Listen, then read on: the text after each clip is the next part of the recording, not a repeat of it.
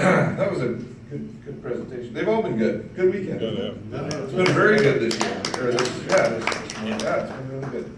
So, on, how do we do this? How about we do this? Does that do it? Oh. Looks like I gotta do it the hard way.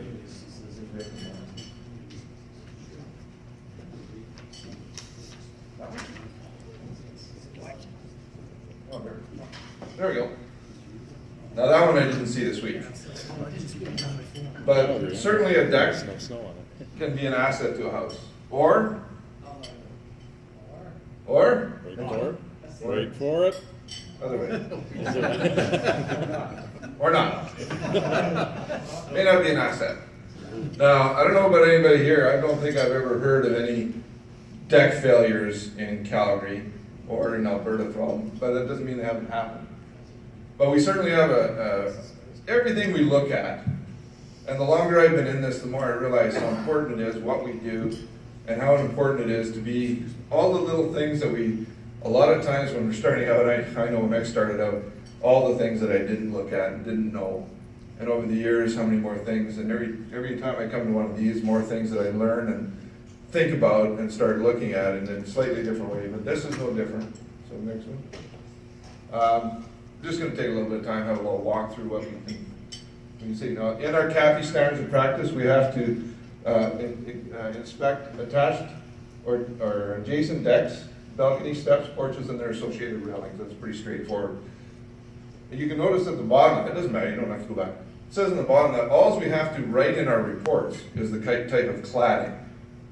Okay, so to meet the standards of practice, all we have to do, if everything is good, all we have to say is there was vinyl siding and it was okie dokie, if that's a proper description.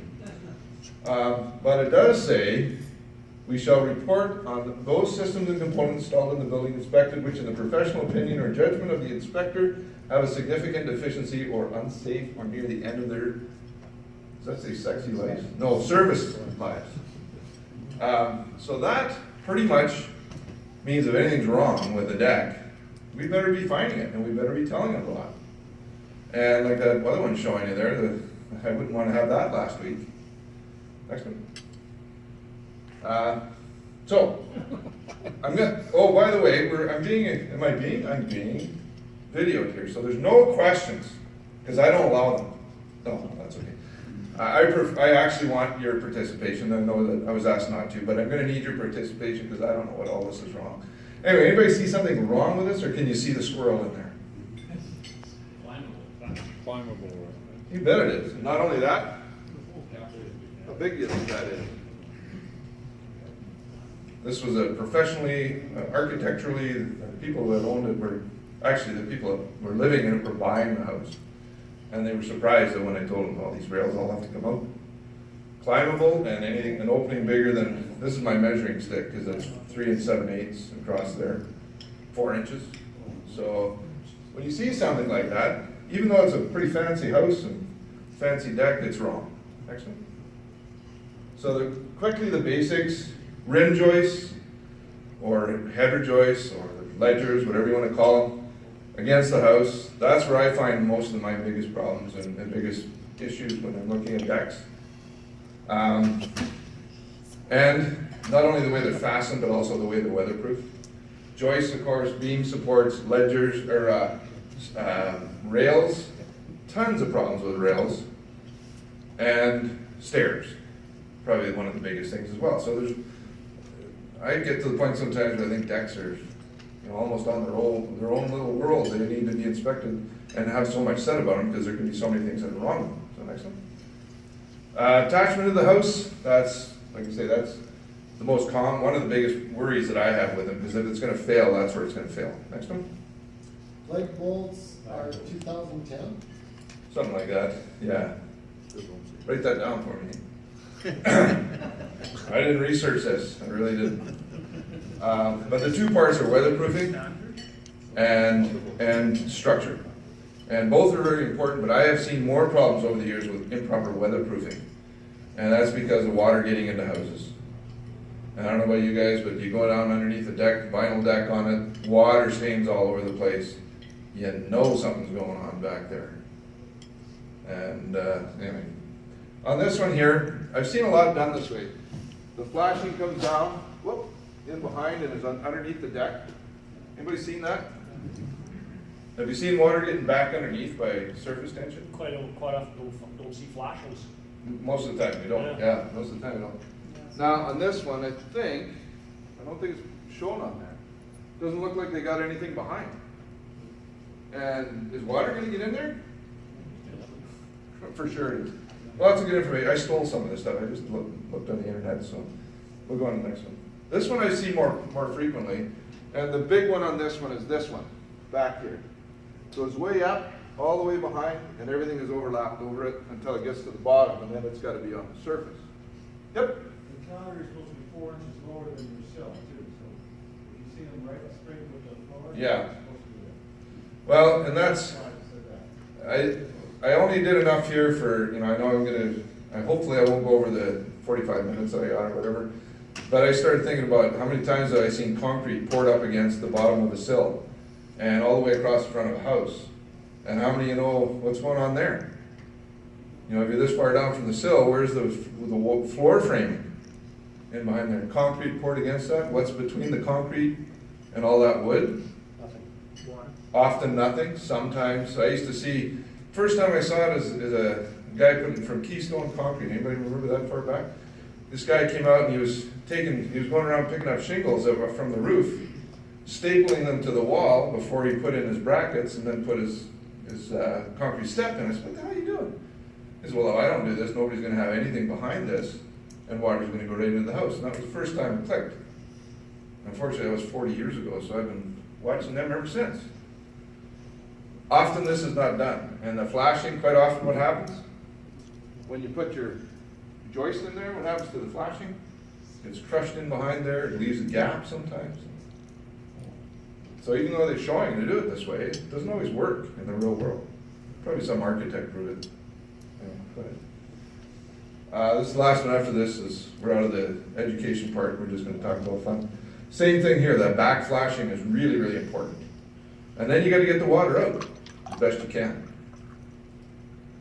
So that one shows the way the first one was, with the long ledger, or flashing coming way out.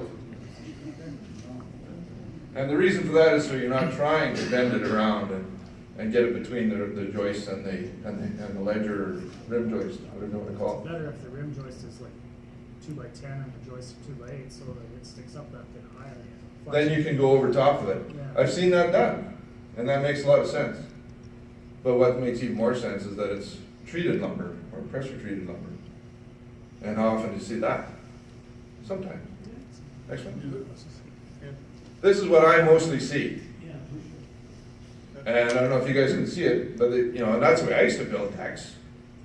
Bang, bang, bang. See how many nails I could put in the shortest amount of time. And that's it.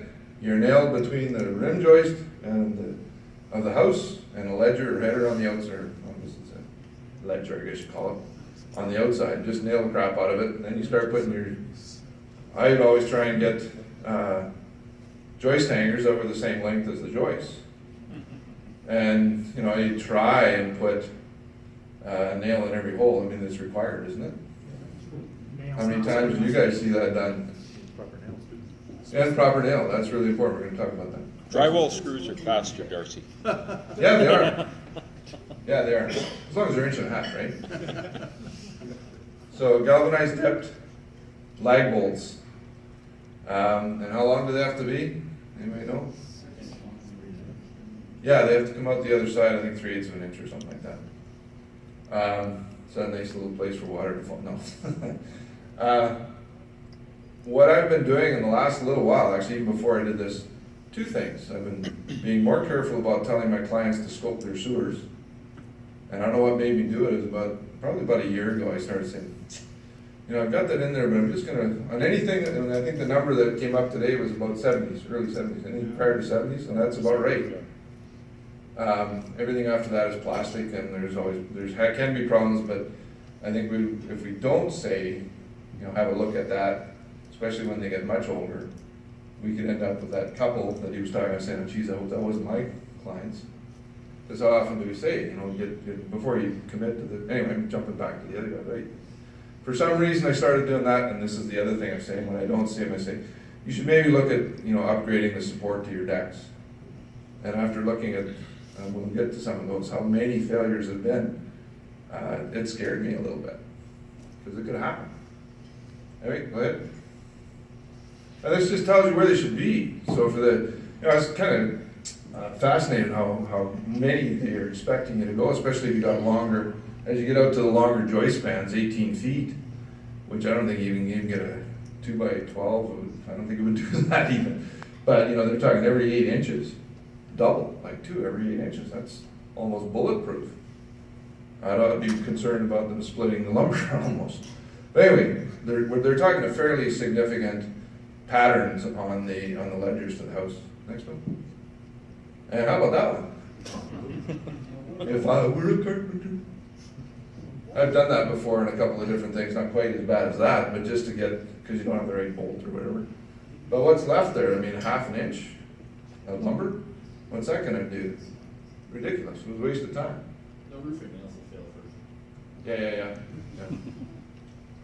So, if you saw something like that, is it possible that somebody would do that? Obviously it is.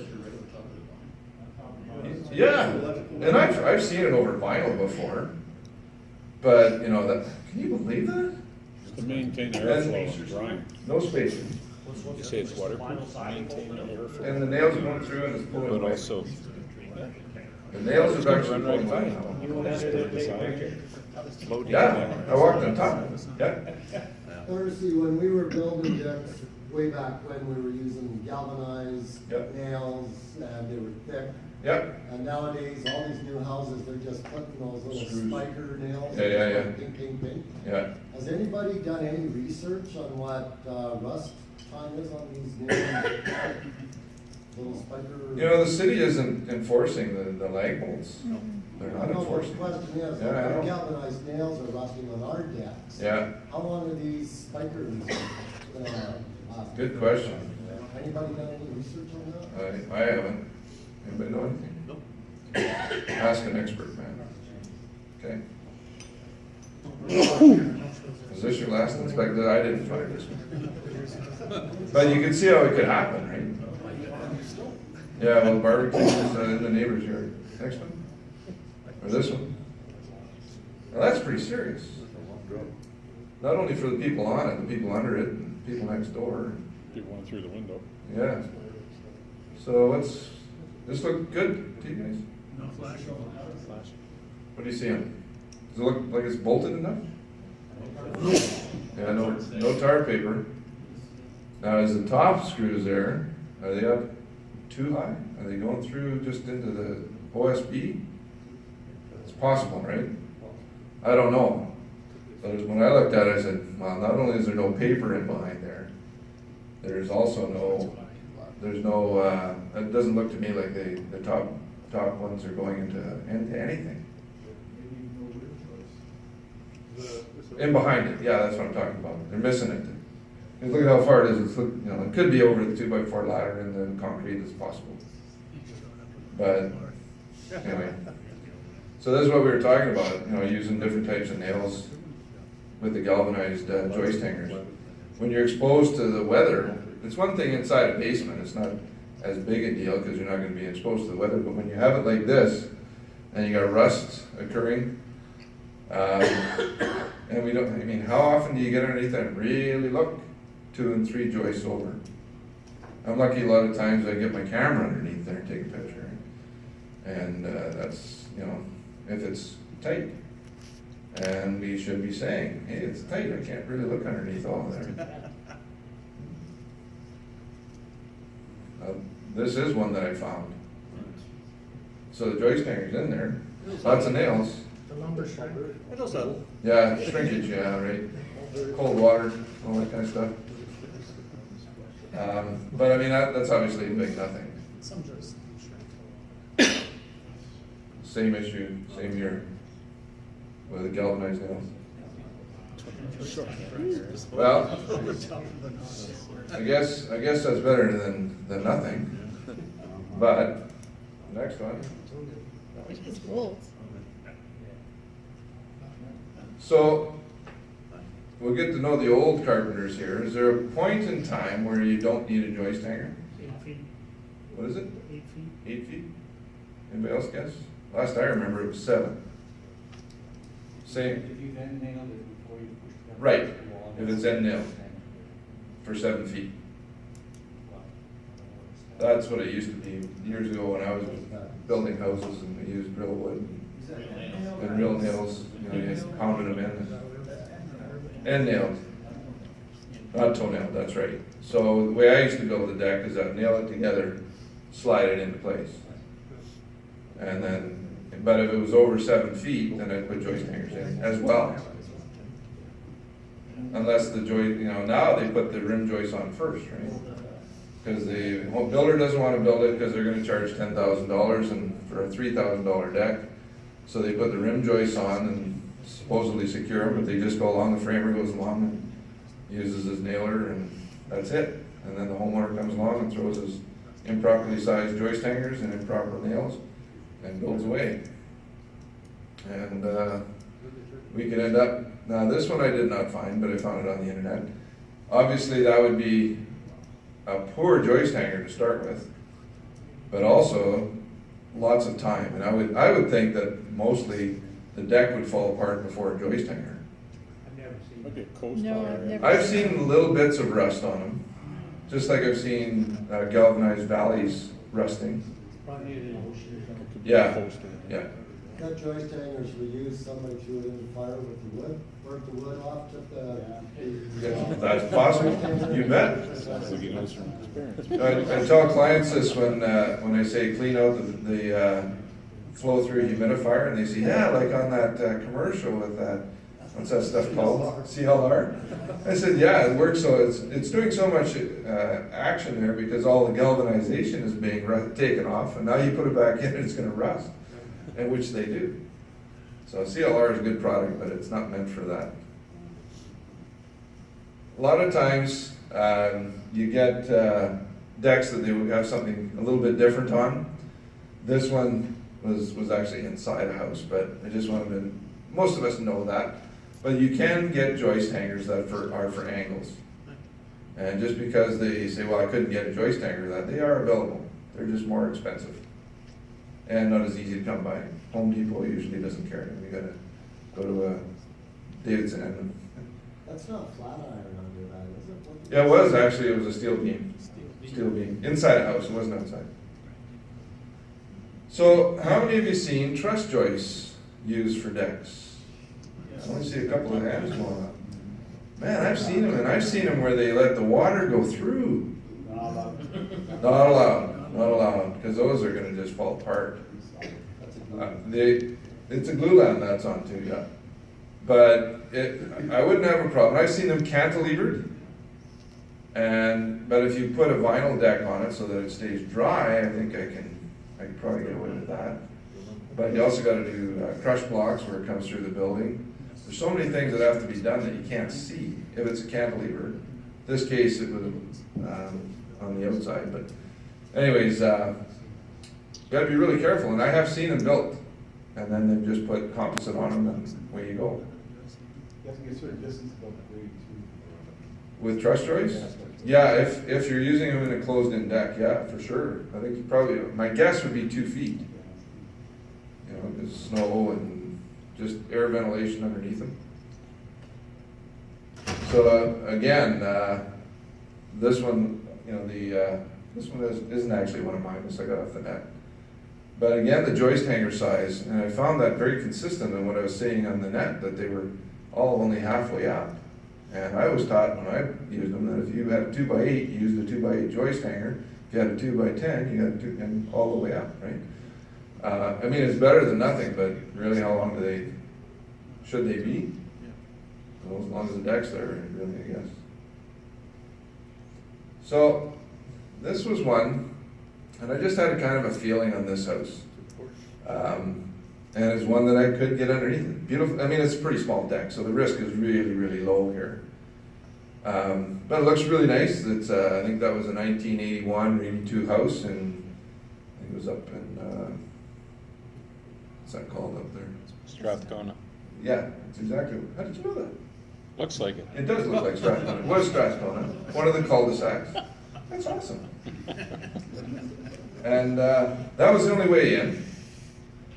But I was able to get my hand underneath there and take a picture, and this is what I found. One nail over there, one over there, and as far as I could see over, there was one nail in each joist. Now, it was only a 6, I think it was 5 feet out. So there's really not a lot of load there. But, going back again, I remember somebody telling me the nail, if it's in solid, it's like 1,200 pounds vertical. That if it's nailed through and solid, and as soon as there's any space there, it goes down to almost nothing. And we know that because we can take a nail and we can break it off. But if it's in tight, there's no way you're breaking that. So this was tight, but still. So how many of these don't we get a look under? And that they're 10 or 12-foot porches. And all there's there is a couple nails. Parching's pretty thick. It's good, yeah, that's gonna help. That's gonna help a bit. But that amazed me, and it really opened my eyes that, geez, maybe I should be doing a little bit more on these when I can't do more, at least saying more. Well, that's good. That's where I want to be. Well, this one isn't mine either. But wow. I mean, that's sort of like that one that I was showing you, see the light up, right? You always kind of think, if a guy had a picture like that and you're on the witness stand and they say, well, Mr. McGregor, what did you see when you looked at this? Well, geez, I'm real sorry. There was snow on the ground. Is that going to be a defense there? Probably not. Same issue. Right on top of the aluminum siding. I know this happens. I have seen it. And you guys probably have too. Nice one. We're zipping through here, man. We're going to have a long. If that doesn't scare you. Yeah. There's no fire escape there, so. So are you allowed to attach it to the cantilever portion? Yeah, you are. Well, I'm assuming you are. We used to do it. Have you got any idea on that? It is designed to hold it.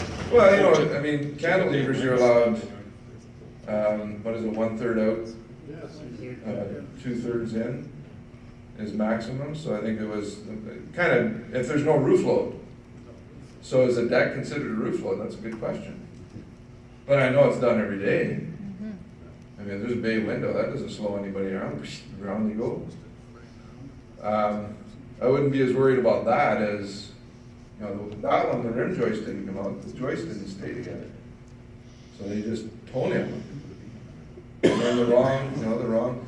I got a friend of mine, and I wish I would have taken a video of this, but you know, he's gone away for this winter, but the first time I went to his house, we went out on his back deck, and this is a neat deck, it's up about 14 feet.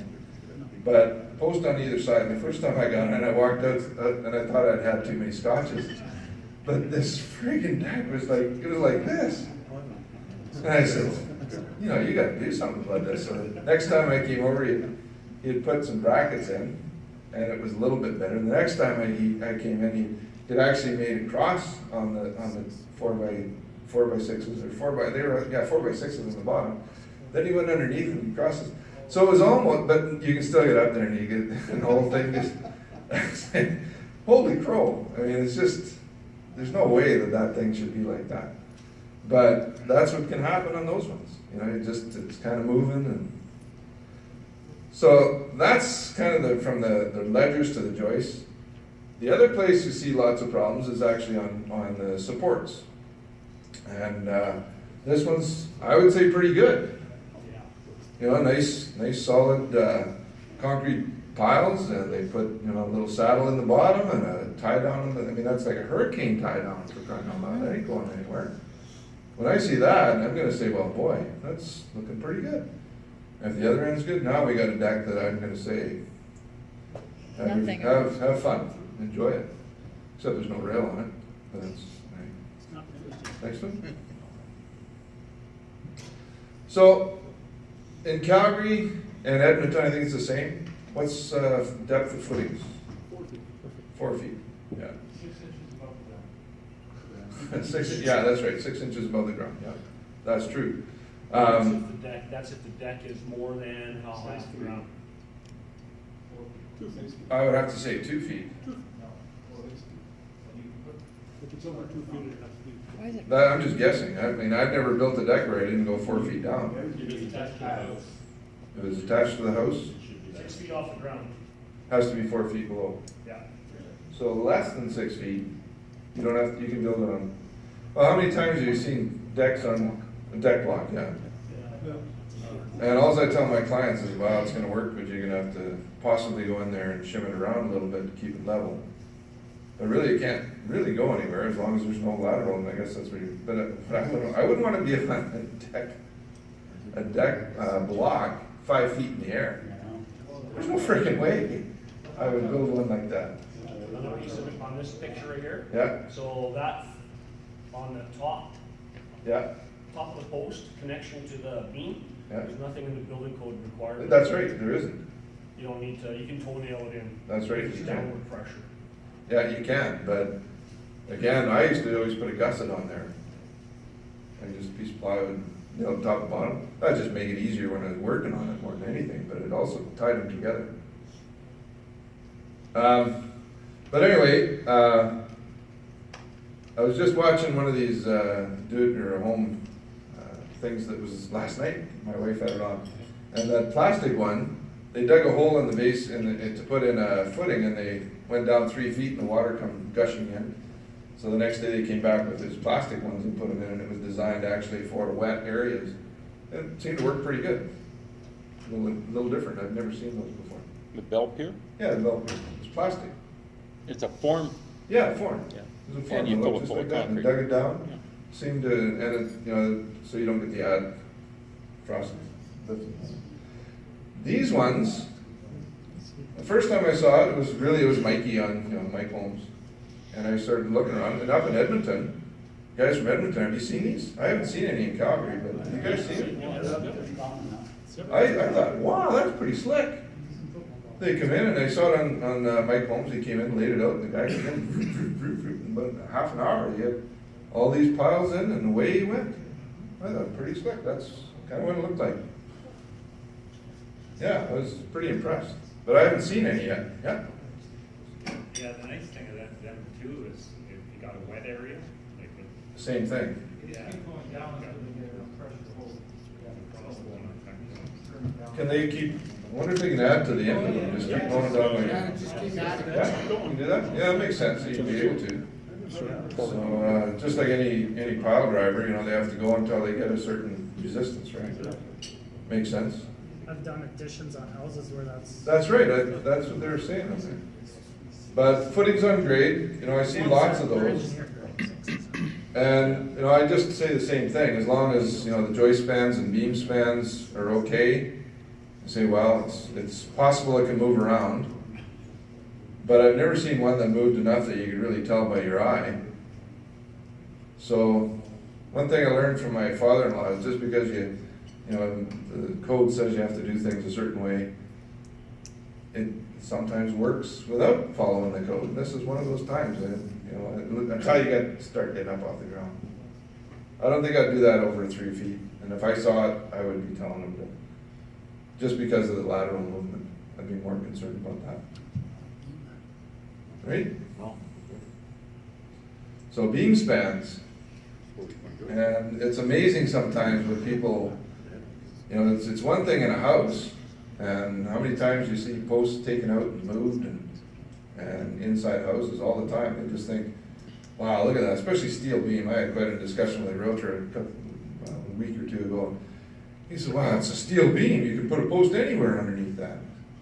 Yeah, but not 20 feet. They basically had taken a telepost right out of the house, and he thought that was okay because it was steel. But beams are outside, or I'm trying to remember what the design load is. In a house on the main floor, that's 40 pounds a square foot, and second floor is 30 pounds. Anybody know what a deck? I would guess probably 20 or 30 pounds but you gotta add, Is it 40? Is it 40 pounds? you gotta add snow load. Yeah, wow. So, I mean, that's for sure, you're gonna know that beams like this are overspanned. So, beam span, a double 2x8, maximum posting spacing is 7'6". Triple 2x8, 9'9" spacing. Based upon what joist length? That's just between the posts. It'll change with supported joist length, right? 2x6, 9'4", 16" on center is 7'6". 2x8, 16 inches on center, 11'7". Triple beam, 9'9". Yeah. 2x10, span 16 inches on center, 13'8". Triple beam, 11'11" between the posts. So I've always kind of looked at it, if it goes over 10 feet, I start looking at it. I mean, beam, and that's actually one of the next ones I've got on here. Do you really need to have those, it's nice, like any other thing that we're doing, it's nice to have those numbers either in your head or available to you. But I've just always looked at things and say, well, does that make sense? And if I put, 10 people up there doing the jig, is it gonna handle that? And it is kind of an eyeball thing, but when I look at something that looks overspanned to me, I just say, well, you really should look at upgrading that. And it's easy enough to add an extra ply to a beam.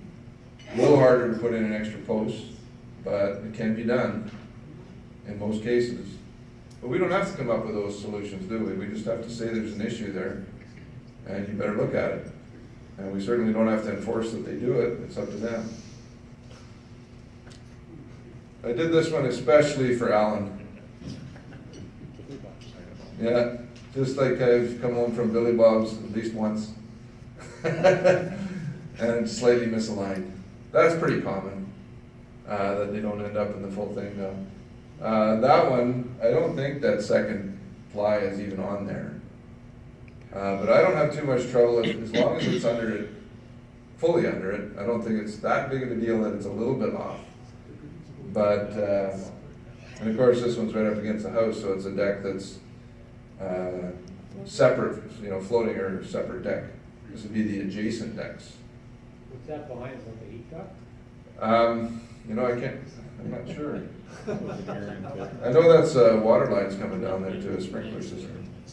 But I don't know what, it looks like a heating duct or an intake or something. Well, because that's a floating deck, it's got a beam along the house and a beam outside. So the deck is actually separate from the house. That's not a bad way to do it, then you don't have the issue with water weatherproofing against the deck to the house.